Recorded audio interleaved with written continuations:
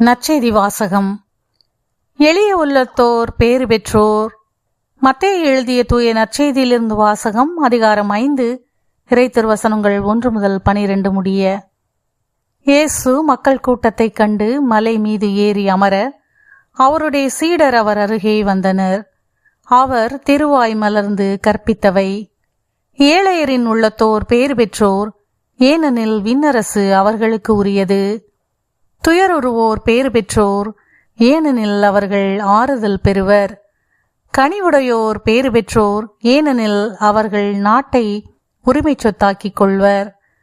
நீதி நிலைநாட்டும் வேட்பை கொண்டோர் பேறு பெற்றோர், ஏனெனில் அவர்கள் நிறைவு பெறுவர். இரக்கமுடையோர் பேறு பெற்றோர், ஏனெனில் அவர்கள் இரக்கம் பெறுவர்.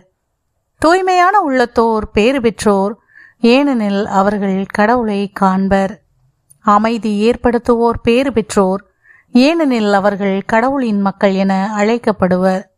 நீதியின் பொருட்டு துன்புறுத்தப்படுவோர் பேறு பெற்றோர், ஏனெனில் விண்ணரசு அவர்களுக்கு உரியது.